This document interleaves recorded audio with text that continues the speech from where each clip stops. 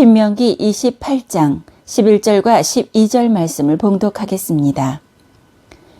여호와께서 내게 주시라고 내 열조에게 맹세하신 땅에서 내게 복을 주사 내 몸의 소생과 육축의 새끼와 토지의 소산으로 많게 하시며 여호와께서 너를 위하여 하늘의 아름다운 보고를 열으사 내 땅에 때를 따라 비를 내리시고 내 손으로 하는 모든 일에 복을 주시리니 내가 많은 민족에게 구워줄지라도 너는 굳이 아니할 것이요.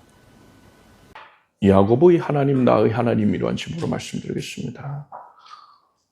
오늘 본문인 신명기 28장은 성경 전체에서 축복장으로 유명한 말씀이죠. 올 한 해 동안에 우리 교회에 또한 여러분의 삶과 가정 위에 하나님의 놀라운 은혜와 복주심이 가득하기를 바랍니다.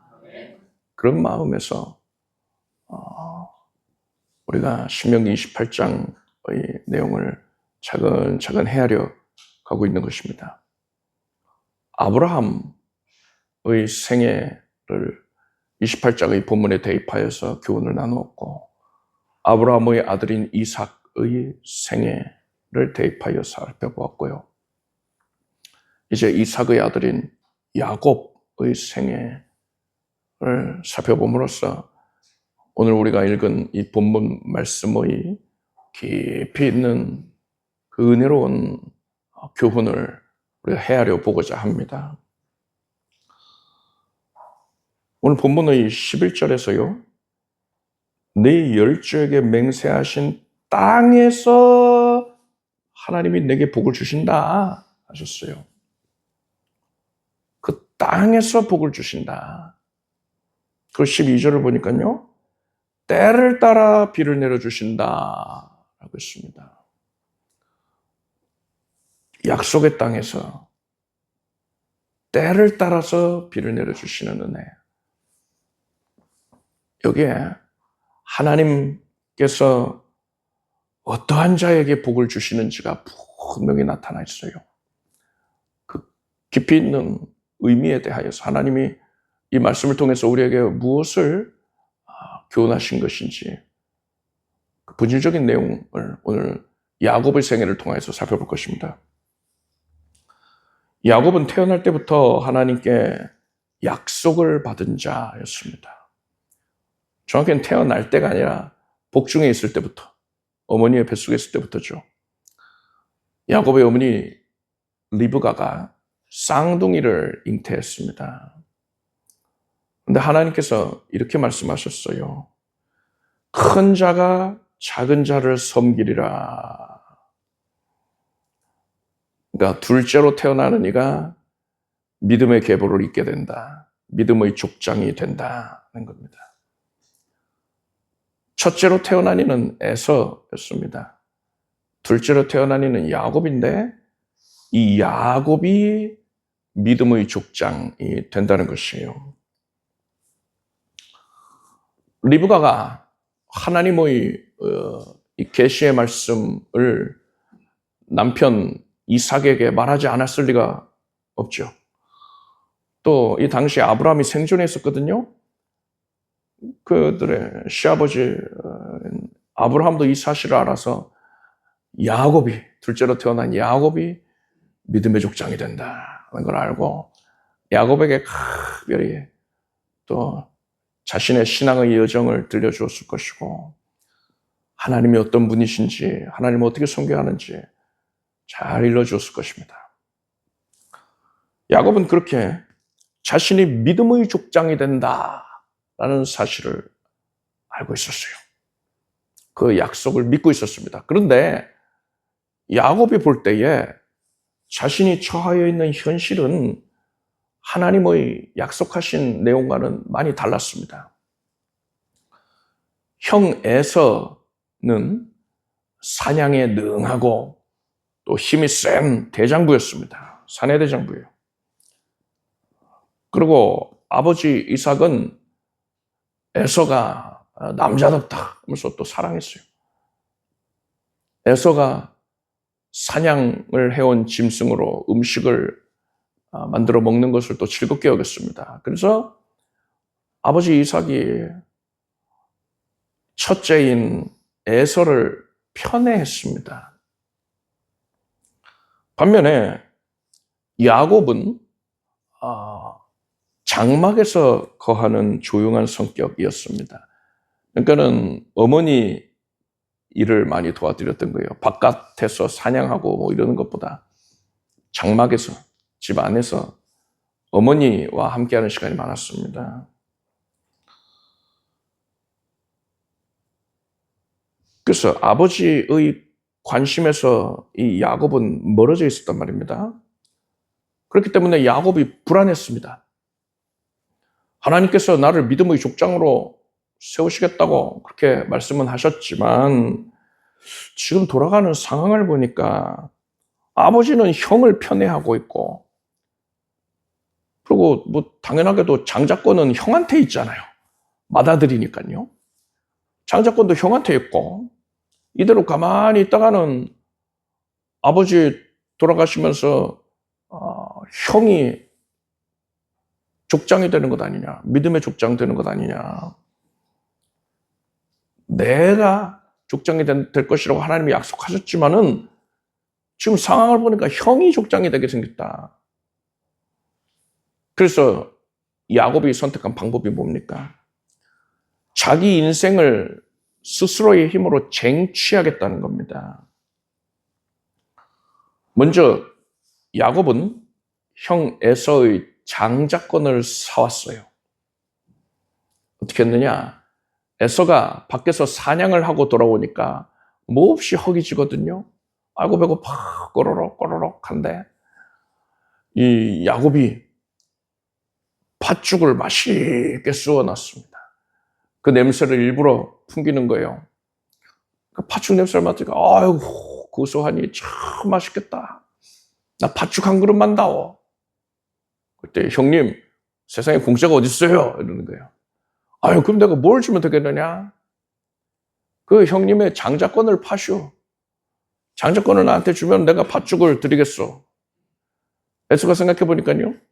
뭐 장자권 그게 뭐 이렇게 주겠다고 하면은 그것도 뭐 별 대수롭지도 않은 것 같다. 장자권 뭐 별거 아니지 않냐? 하고서는 그래 너 장자권 가져라. 하고서는 팥죽 한 그릇 받아서 먹었어요.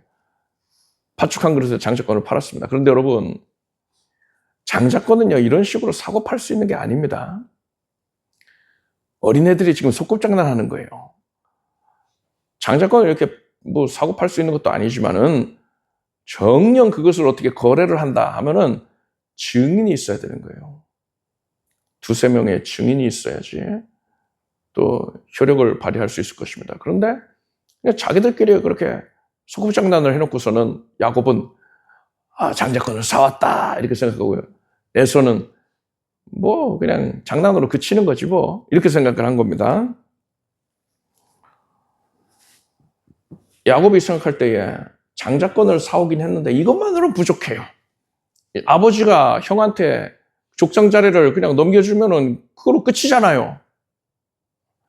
이제 아버지가 돌아가실 것만 같은데 아버지가 족장을 누구로 삼겠다, 에서로 삼겠다 해버리면은 그럼 끝이란 말입니다. 야곱의 생각이 그렇다는 거예요. 그런데 어느 날 아버지 이삭이 에서에게 내가 너에게 장자의 축복을 빌어주고자 한다. 나는 족장으로 삼겠다 이거죠. 그러니 너는 사냥을 해와서 그 짐승으로 그 고기로 맛있는 음식을 마련을 해서 나에게 다오. 내가 기쁘게 먹고 너를 축복해 주겠다라는 거예요. 이 소식을 듣고서는 야곱이 바빠졌어요. 어머니 리브가와 함께 이제 계략을 꾸밉니다. 아버지가 눈이 시력이 어두웠거든요. 아마 백내장이었던 것 같아요. 잘 안 보였다고 합니다. 그래서 야곱이 어머니가 만들어준 요리를 가지고 아버지한테 들어갑니다. 목소리가 다르잖아요. 아무리 막 그 에서의 흉내를 내려고 해도 아버지 하고 음성을 변조를 하려고 해도 그게 또 눈이 안 보이다 보니까 사람이요 귀가 발달하거든요. 그래서 이거는 에서의 음성이 아닌데 하는 겁니다. 아버지를 속이려다가 들키면은 오히려 축복 대신 저주를 받는 거 아닙니까? 그래서 야곱이 어떻게 했느냐? 이 목덜미와 팔에도 짐승의 털을 둘렀어요. 그래서 아버지가 너 이리 와봐라 하고서는 더듬더듬 만져보니까는 북실북실 하거든요. 에서가 많구나 하고 기쁘게 음식을 먹고서는 축복을 해줍니다. 장자의 축복을 해주는 거예요. 그래서 에서가 받는 것을 계획을 하고서는 이삭이 축복해 줬는데 그것을 야곱이 받아버린 거예요. 이 사실을 에서가 알고는 노발대발합니다. 아버지 나한테도 장자 축복해 주세요. 아니야, 그거는 내 마음대로 그렇게 할 수 있는 게 아니고 이미 장자의 축복을 해줬으니 또다시 너를 장자의 축복을 할 수는 없다. 우선 다른 축복을 해줬어요. 그래서 에서가 내 것을 빼앗다니 하고서는 야곱을 죽이겠다 합니다. 그래서 실제로 야곱을 죽이려고 하는 거예요. 그래서 형제간에 지금 살인이 나게 생겼습니다. 그래서 야곱이 자기 생명을 부지하기 위해서 외삼촌이 있는 밧다나람 지역으로 도망을 칩니다. 거기 어디냐? 아브라함이 옛적에 갈대아 우르에서 하란을 거쳐서 가나안으로 왔잖아요. 하란에서 적지 않은 세월을 보냈거든요. 우르에서 많은 일족들을 거느리고 나왔는데 하란에서 정착을 한 이들이 많았던 겁니다. 그리고 거기에서 아브라함과 롯의 가족들만 나왔던 거죠. 그래서 하란 지역에는 아브라함의 친척들이 살고 있었어요. 거기가 이제 밧다나람입니다. 거기에 이제 외삼촌 라반이 지내고 있었는데 라반의 집에서 야곱이 20년 동안 머슴살이를 하는 겁니다. 야곱은 약삭빠른 자였잖아요. 약삭빠른 자, 남을 속이고 하는 자였는데 라반은 야곱보다 한 수 위였어요. 그래서 야곱의 그 약삭빠른 그거가 아마도 어머니 계통인가 봐요. 외삼촌 라반이 아주 그냥 사기꾼 기질이 농후했습니다. 그래서 야곱과 품삯 계약을 맺고서는 10차례나 변개했다. 10차례나 뒤통수를 쳤다는 거야. 야, 이렇게 세금을, 품삯을 주기로 했잖아. 하고서는 그 계약의 허점을 찾아내가지고서는 그러니 너 돈 못 줘. 이러는 부르는 거예요. 고생은 했는데, 수년 동안 고생은 했는데 돈을 한 푼도 못 받는 겁니다. 그래서 20년 동안 머슴살을 했는데 빈털털이었어요. 그렇게 야곱이 자기 꾀를 쫓아서 살 때에 결국엔 도망자 신세가 된 것이고요. 거기서 20년을 보내면서 속임을 당하고 또 속임 당하고 그렇게 좌절을 맛보게 된단 말입니다. 심지어 그 기간 동안에 자기가 사랑했던 어머니 리브가가 세상을 떠났는데 그 임종도 지키지를 못했습니다. 그렇게 야곱이 20년의 세월을 보냅니다. 하나님께서 이 야곱을 긍휼히 여기셨어요. 또 야곱을 통해서 하실 일이 있었거든요. 그래서 하나님이 개입을 하십니다. 야곱에게 지혜를 주시는 거예요. 야곱이 라반에게 품삯 계약을 합시다 하는 거예요. 이 계약을 도저히 어떻게 변개할 수 없게끔 그런 계약을 맺습니다. 뭐냐? 야곱이 돌보는 양과 염소 중에서 얼룩덜룩한 것이 나오면 그거는 야곱의 소유로 한다는 겁니다. 그래서 라반이 좋다 하고서 이 바보 같은 놈 하고서는 좋다 하고서는 하얀색, 그러니까는 점이나 흠이 없는 얼룩덜룩한 것이 전혀 없는 하얀색 양과 염소만 맡기는 거예요. 근데 하나님의 섭리하시니까요. 하얀 양에서 얼룩덜룩한 양들이 계속 출산하는 겁니다. 나오는 겁니다. 그래서 얼마 지나지 않아서 많은 가축들을 건드리게 됩니다. 그리고 그것이 다 야곱의 소유니까 야곱은 큰 부자가 됐습니다. 이 시기에 야곱이 4명의 아내를 두었고요. 11명의 아들을 낳았습니다. 그리고 1명의 딸을 얻었지요. 그래서 세상적인 조건으로 볼 때에는 대단히 성공적인 인생이구나 이렇게 판단할 수도 있을 거예요. 당시 시대적인 상황을 미뤄볼 때에 성공했네 이렇게들 사람들은 생각을 했을 것입니다. 그렇지만 야곱의 내면이 어떨까요? 이제 야곱은 20년 만에 집으로 돌아가는 길이거든요. 여전히 해결되지 아니한 두려움으로 근심으로 가득했어요. 왜냐?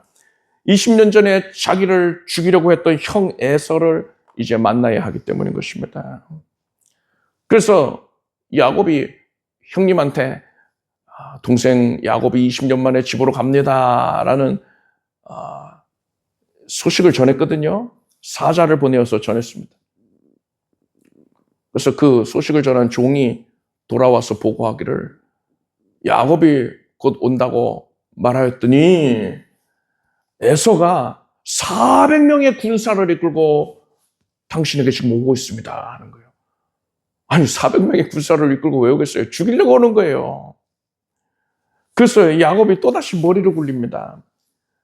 자신의 가축대를 큰 무리인데 두 대로 나누어서 한 대가 공격을 받으면 나머지 다른 한 대는 도망을 칠 수 있게끔 그렇게 간격을 띄워놓습니다. 그리고 형에게 바칠 선물을 가축대를 많이 또 준비를 했어요. 그것을 여러 개로 나누어서 띄엄띄엄 형에게 가게끔 합니다. 그러니까 형이 선물을 여러 번 받게 하는 거예요. 선물 한 번만 받으면은 분노를 누그러뜨리지 않겠지만 선물을 계속해서 연거푸 받게 되면은 마음이 누그러지지 않을까 이거죠. 그리고 자기 가족들도 야복강을 먼저 건너서 가게끔 합니다. 에서가 지금 기세등등하고 혈기가 등등 살기가 가득하지만은 자기 혈육을 보면은 조카들을 보면은 그 마음이 누그러지지 않겠느냐 이거죠. 그리고 야곱은 아직 강을 건너지를 못했어요.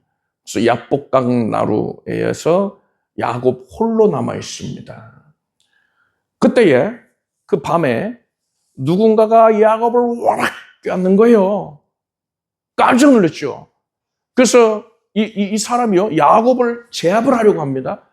야곱이 그에게서 벗어나고 또 오히려 그를 상대하기 위해서 지금 힘겨루기에 들어간 거예요. 씨름을 하게 됐습니다. 그 늦은 밤에 야곱이 누군가 맞붙어가지고 씨름을 하고 있어요. 우리는 이 상대가 누군지를 알고 있죠. 하나님이십니다. 이후의 내용들을 보면 하나님이 야곱에게 찾아오셔서 야곱과 씨름을 하셨다는 내용을 알고 있어요. 하나님께서 야곱에게 왜 찾아오셔서 굳이 씨름을 하신 걸까요? 야곱에게 깨뜨려야 할 부분이 있었기 때문인 것입니다. 야곱에게 변화가 필요했던 거예요. 지금 이 상태로는 안 된다. 하나님이 그것을 야곱에게 알려주시기 위함이었던 것입니다. 그래서 야곱이요 하나님과 밤새도록 씨름을 하면서 힘겨루기를 했거든요. 하나님과 힘겨루기를 했거든요. 이것은 야곱의 자아가 그만큼 강했다는 것을 뜻하는 거예요. 세상 사람들은 자아가 강하다 하면 좋다 이렇게 생각하겠지만 신앙적으로는 그렇지 않습니다. 하나님 앞에서는요 내 뜻, 내 의지를 내세워서는 안 되는 거예요. 야곱은 밤새도록 하나님과 씨름을 했어요. 끝까지 야곱은 자기 뜻, 자기 고집, 자기 계획을 꺾지 않았던 겁니다.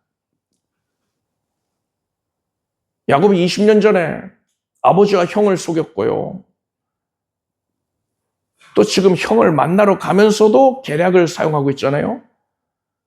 지난 20년 동안 외삼촌한테 된통 당했는데도 불구하고 그 버릇을 지금 못 고치고 있는 겁니다.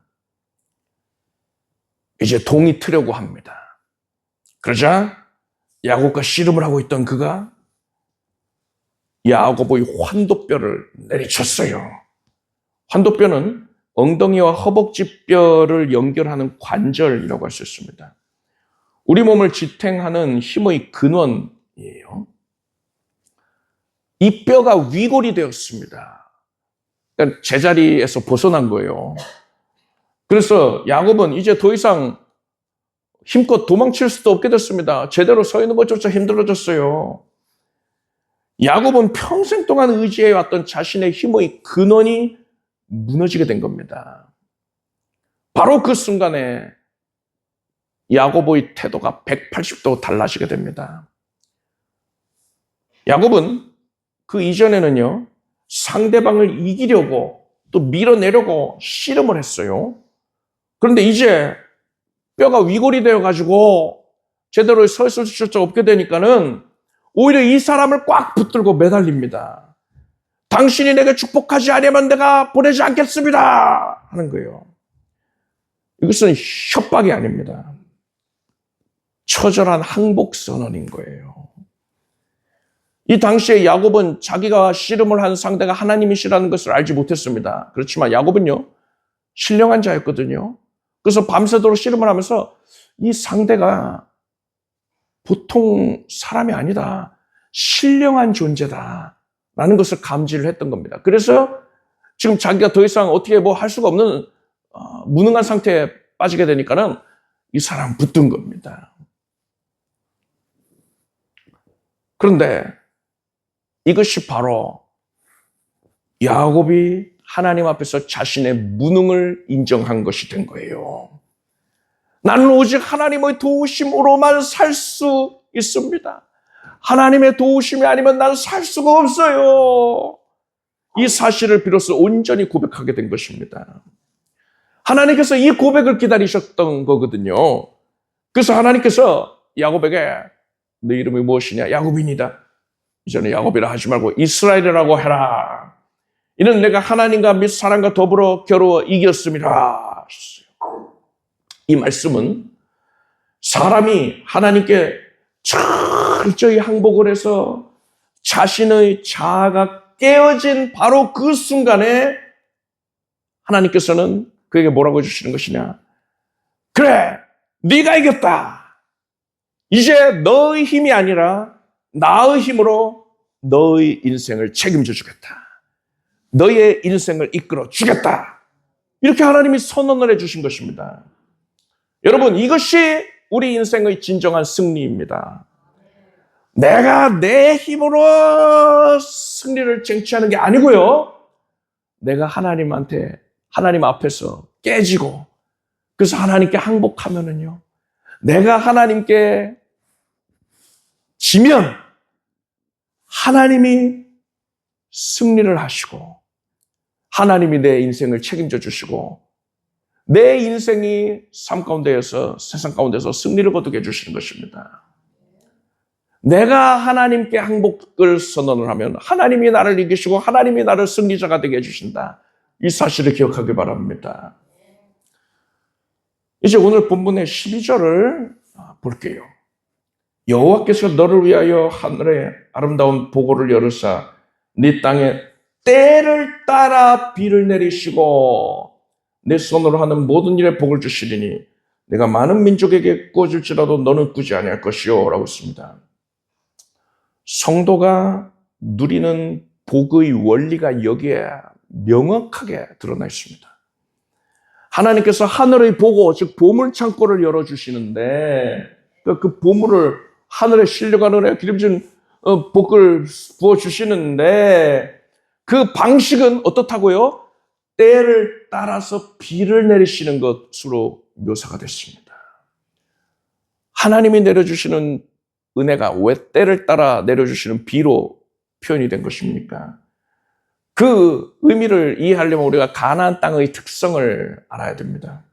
가나안 땅은 이스라엘이 430년 동안 거했던 애굽의 고센 지역과는 큰 차이가 있었어요. 고센 땅 무척 기름지죠. 삼각주거든요. 애굽에 큰 강이 있습니다. 나일강이에요. 나일강은 아무리 가뭄이 들어도요, 많은 수량을 자랑합니다. 그래서 기근이 들었다 하더라도 그 강 주위의 농부들은요, 나일 강 물을 가져다가 농사에 사용할 수 있었어요. 그래서 기근이 들어도 넉넉하게 곡식을 거둘 수가 있는 겁니다. 내가 노력하기만 하면 되는 땅인 거예요. 내가 열심히만 하면 얼마든지 수확을 얻을 수 있는 땅, 내 통제하에 있는 땅인 겁니다. 하지만 가나안 땅은 다릅니다. 가나안에는 나일강이 없거든요. 요단강이 있잖아요. 요단강 있지요. 요단강이 있는데 요단강의 특징이 뭐냐? 요단강의 맨 끝자락 사해가 있잖아요. 사해는 지구상에서 가장 낮은 지역입니다. 해발이 가장 낮아요. 그래서 거기서는 물이 밖으로 나가지를 못하잖아요. 그래서 물이 증발만 일어나니까는 소금 호수가 돼버렸단 말입니다. 그런 요단강이에요. 그 물줄기가 요단강 물줄기입니다. 그 요단강은요, 주변 농경지보다 워낙에 낮은 지대에 위치해 있어서 농업에 사용할 수가 없습니다. 그래서 이 가나안 땅은 그렇게 뭐 어디 강물을 의지할 수가 없기 때문에 오직 하늘에서 내리는 비만을 의지해야 돼요. 비에 전적으로 의존하는 땅입니다. 그래서 이른 비와 늦은 비, 밭을 갈아엎을 때 파종하기 전에 내려주는 비, 이른 비, 늦은 비는 곡식 나달이 결실을 맺을 때 내려주어야 하는 비, 그것이 늦은 비인데, 이 이른 비와 늦은 비가 제때에 내리지 아니하면은 아무리 농부가 열심히 일을 한다 하더라도 농사를 망치게 되는 겁니다. 이것이 바로 오늘 본문에서 때를 따라 비를 내려주신다는 말씀의 의미인 거예요. 그렇기 때문에 가나안 땅에서는요, 하나님의 도우심이 없이는 절대로 살아갈 수가 없는 겁니다. 하나님께서 약속의 땅을 왜 이렇게 만드셨을까요? 애굽처럼 그 나일강 유역처럼 기근이 들어도 물을 풍성히 쓸 수 있게 해주시면 좋을 텐데 왜 이렇게 이른 비와 늦은 비를 의지해야만 하게끔 만드신 겁니까? 이스라엘 백성들을 골탕 먹이려고요? 괴롭게 하고 불안하게 만들기 위함입니까? 아니에요. 그 정반대입니다. 하나님께서는 하나님의 백성들이 자신의 뜻과 자기 힘으로 살아가는 것을 원하지 않으십니다. 왜요? 사람은 본디 죄인이에요. 그래서 죄인들이 자기 주장대로 사는 것은, 자기 뜻대로 살아가는 것은 사람이 보기에는 바른 길이라 필경은 사망의 길인 것입니다. 악한 길이에요. 그래서 하나님께서는요, 사람이 자기 뜻을 버리고 오직 하나님의 뜻을 따라서 하나님이 인도하시는 생명길로 나아가기를 원하셨습니다. 그래서 하나님께서는 약속의 땅을 하나님을 의지해야지만 살아갈 수 있는 땅으로 만드신 거예요. 이러한 깨달음을 가지고 오늘 본문의 11절부터 12절까지의 내용을 헤아려 보면은요, 깨닫는 깊이가 달라집니다. 자, 보세요. 주보에 나와 있잖아요. 오늘 본문 말씀을 우리가 함께 읽읍시다. 여호와께서 내게 주리라고 내 열조에게 맹세하신 땅에서 내게 복을 주사 내 몸의 소생과 육축의 새끼와 토지의 소산으로 많게 하시며 여호와께서 너를 위하여 하늘의 아름다운 보고를 열으사 내 땅에 때를 따라 비를 내리시고 내 손으로 하는 모든 일에 복을 주시리니 네가 많은 민족에게 구워줄지라도 너는 꾸지 아니할 것이요. 약속의 땅에 거할 때에 하나님이 복을 주신다 했거든요. 약속의 땅에서 사람은 어떤 모습을 보일 수밖에 없다고 했습니까? 자기 뜻과 자기 힘을 의지할 수가 있습니까? 아니지요. 오직 하나님의 뜻을 따르고 하나님만 의지할 수밖에 없는 겁니다. 즉, 사람이 약속의 땅에 거하는 모습, 하나님을 전적으로 의지하는 신앙을 가질 때에 하나님께 온전히 다 내어 맡겨드리는 그런 모습을 보일 때에 하나님께서 때를 따라 돕는 은혜를 베풀어 주신다는 것입니다. 여러분, 이걸 기억하십시오. 하나님께서 내 손으로 하는 모든 일에 복을 주시겠다고 하셨는데요. 그 복을 받기 위해서 내가 손을 열심히 움직이면 됩니까? 열심히 노력하고 잠을 줄여서 애쓰고 노력하면 될까요? 그렇다고 해서 복 받는 게 아니에요. 우리가 약속의 땅에 거하는 자답게 하나님을 전적으로 의지하고 모든 것을 온전히 다 하나님께 맡겨드릴 때, 하나님의 주권을 인정하고 하나님께 순복하며 살아갈 때에 하나님께서 보고를 열으시고 때를 따라 돕는 은혜를 내려주셔서 그때 비로소 우리가 손으로 한 모든 일들, 수고하고 애쓰고 노력한 모든 일들이 헛되지 않도록 하나님께서 열매 맺게 해주신다는 겁니다. 열매를 맺되 더 풍성히 맺게 해주신다는 거예요. 결론을 말씀드립니다.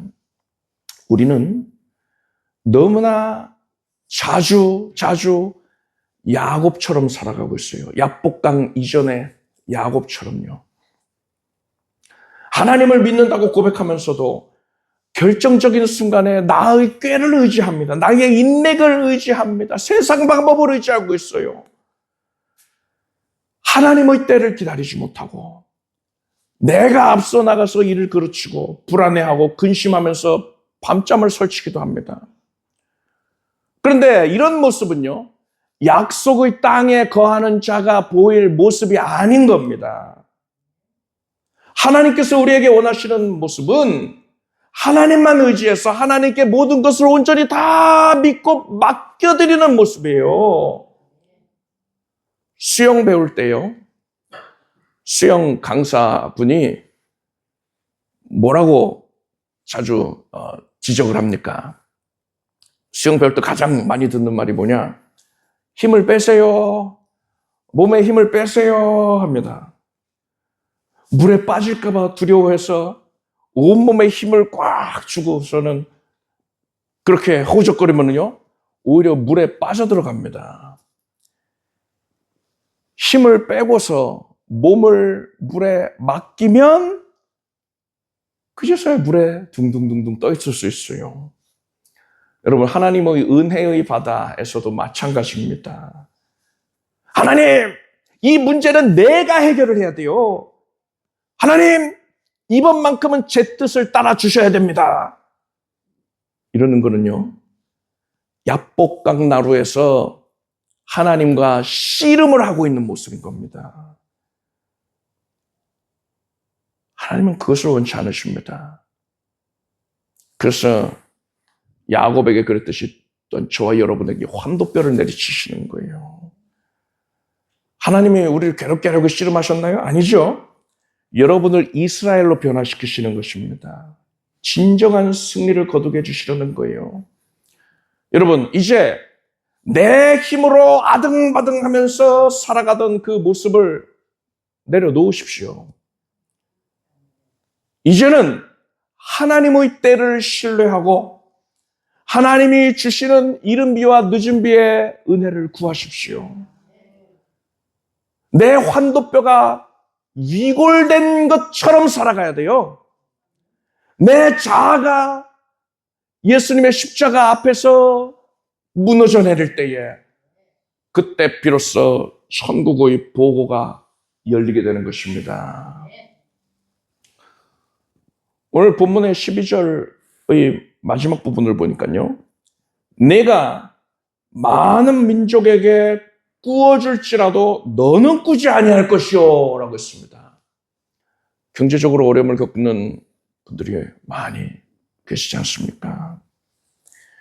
내 뜻과 내 힘으로 살려고 아등바등 노력할 때는요, 늘 부족해서 꿇어다니는 인생이었어요. 그런데 하나님만 의지하면서 살 때에는 하나님이 약속하셨습니다. 때를 따라서 내리는 은혜의 단비를 허락하시는 거예요. 그래서 수고한 것에 대해서 풍성히 결실을 맺음으로써 우리는 오히려 꾸어주고 베푸는 인생으로 변화가 될 것입니다. 하나님의 약속입니다. 이것이 하나님의 백성 이스라엘의 삶인 것입니다. 여러분, 야곱을 변화시키시고 야곱에게 복을 주신 분이 바로 저와 여러분의 하나님이십니다. 여러분은 오직 하나님만을 의지하고 하나님께 모든 것을 내어 맡김으로써 때를 따라 돕는 은혜를 누리길 바랍니다. 그래서 여러분이 수고한 모든 것에 대해서 풍족한 결실을 맺어서 하나님이 베푸시는 신령한 은혜로 기름진 목들로 충만하게 체험받고 누리게 되길 바랍니다. 기도하겠습니다. 하나님께서 진리를 깨닫게 해주셔서 감사드립니다. 우리는 언약의 땅에 거하고 있습니다. 하여 우리는 하나님만을 의지한 채 살겠습니다. 내 힘과 나의 뜻을, 나의 꾀를 의지하는 것이 아니오, 세상 방법 의지하는 것이 아니오, 오직 하나님만 의지하겠습니다. 하나님밖에 없습니다. 하나님께 다 내어 맡깁니다. 하나님께서 이제 이른비와 늦은비의 은혜를 내려주소서. 우리의 수고한 모든 것들이 풍족한 결실을 거둘 수 있게 해주시옵소서. 그래서 꾸어주되 꾸지 아니하는 풍성한 삶을 살게 하여 주시옵소서. 예수님의 이름으로 기도드립니다. 아멘. 모두 자리에서 일어나십시오. 가슴에 손 얹고 아픈 곳에 손 얹고 기도하겠습니다. 하나님 감사드립니다. 하나님께서 우리를 구원해 주신 것도 감사하옵고 진리의 말씀으로 우리의 영혼을 일깨워 주셔서 감사하옵고 늘 말씀 따라 나아가게 해주셔서 감사합니다. 우리의 이 영적인 환도뼈가 하나님의 은혜로 위골이 되어서 전적으로 주님만 생명 다해 의지하며 살게 하소서. 주님께 다 맡깁니다. 사람이 마음으로 자기의 길을 계획할지라도 그 걸음을 인도하시는 이는 여호와시라 하셨습니다. 하나님께 달려 있습니다. 모든 것은 주의 손에 달려 있습니다. 주의 뜻이 옳습니다. 주 뜻대로 이루소서. 이렇듯 전적으로 주님께 믿고 맡기는 신앙이 되었으니 감사합니다. 이제 하나님께서 약속의 땅에 거하는 자의 심령이라 인정하시고 하늘 문 여시고서 이른비와 늦은비의 은택을 풍성히 내려주시옵소서. 때를 따라 돕는 은혜로 수고한 모든 것들이 결실을 맺게 될지어다.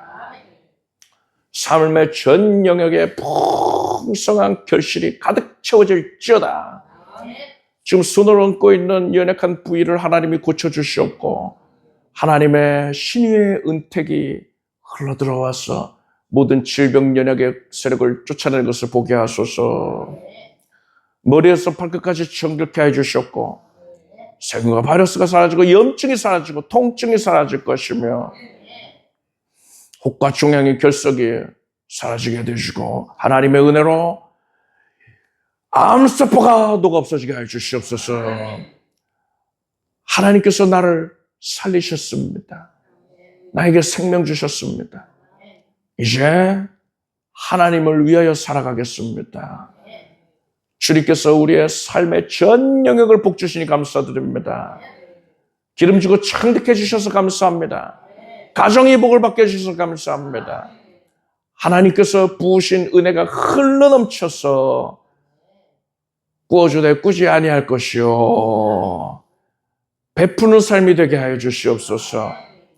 머리에서 발끝까지 성령으로만 온전히 가득하게 해주시옵고 신의 은혜가 가득히 흘러넘치게 해주시옵고 매 순간 분초마다 간증할 제목 하나님의 은혜를 성축할 제목이 넘치게 하여 주시옵소서. 예수님의 이름으로 기도드립나이다. 믿은 대로 될지어다. 박수 올리겠습니다. 잘 앉으십시오. 준비하신 예물을 정성된 마음으로 드리겠습니다. 드리신 예물 위해 축복 기도하겠습니다. 하나님을 사랑하는 주의 백성들이 주님을 인정하고 의지하고 믿고 맡겨드리오며 이 예물을 올립니다.